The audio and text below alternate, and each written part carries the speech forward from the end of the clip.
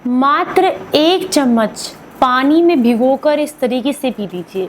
इतना करने मात्र से आंतों में जमा गंदगी साफ होती है, लीवर किडनी में जमा गंदगी साफ होती है। इसके अलावा पित्ताशय में जमा गंदगी भी साफ होती है।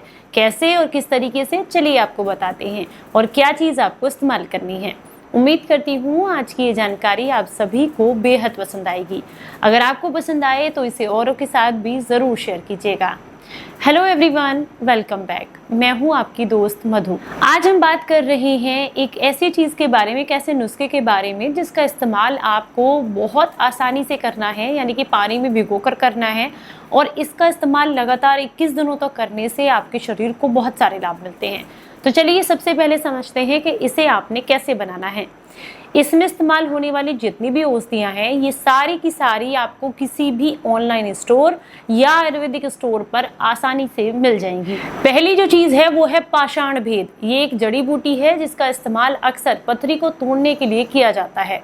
और इसका इस्तेमाल, यानी कि इस नुस्खे का इस्तेमाल करने से किडनी की पथरी में भी आपको लाभ मिलता है, वो भी टूटकर निकल जाती है। इसके अलावा पित्ताशय की पथरी भी धीरे धीरे करके घुलकर निकलने लगती है। उसमें टॉक्सिन्स जितने भी हैं तो वो सारे बाहर निकलने लगते हैं अगर आप इस नुस्खे का इस्तेमाल सही तरीके से करते हैं। तो पहली औषधि है, आपको लेना है पाषाण भेद। दूसरी जो चीज़ है वो है छोटा गोखरू। ये आपके यूरिन से रिलेटेड सारी समस्याओं को दूर करता है, किडनी को डिटॉक्स करने में मदद करता है। तो आपको छोटा गोखरू लेना है। ये भी आप कितनी मात्रा में लेंगे मैं वीडियो के एंड में सारी चीज़ों के बारे में बताऊंगी। अगली जो चीज़ है वो है छोटी हरड़। ये भी आपको लेनी है। ये बेसिकली आपके पेट से संबंधित जितनी भी समस्याएं हैं, पेट में खाना ना बचना, जठरगृह मंद होना या फिर ब्लॉटिंग रहना, कब्ज रहना, इस पर काम करती है। अगली जो औषधि है वो है यवाशा। ये भी आपको बहुत आसानी से किसी भी आयुर्वेदिक स्टोर पर मिल जाएगी। इससे अगली जो औषधि आपको इस्तेमाल करनी है वो है अमलताश का गूदा। अमलताश का पेड़ आपने सड़क किनारे खड़ा हुआ देखा होगा, वही जिस पर पीले पीले फूल आते हैं। इस पर लगती है फली। उस फली का गूदा आपको इस्तेमाल करना है। मैंने एक बार आपको दिखाया भी था, तोड़ करके उसका बीज अलग कर देने हैं, सिर्फ गूदे का इस्तेमाल करना होता है। तो ये अमलतास की फलियां भी आपको बहुत आसानी से किसी भी आयुर्वेदिक स्टोर पर मिल जाएंगी।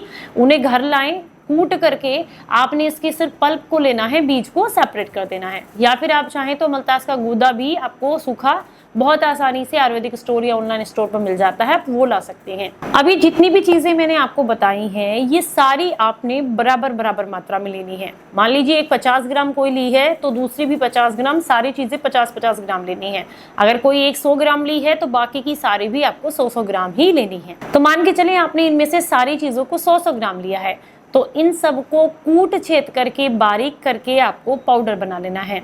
इस पाउडर को किसी डब्बे में आपको भर के रखना है, लेकिन ध्यान रखना है ये बहुत बारीक पाउडर आपको नहीं बनाना है। सारी चीज़ें अगर थोड़ी दरदरी भी रहेंगी तो कोई दिक्कत नहीं है।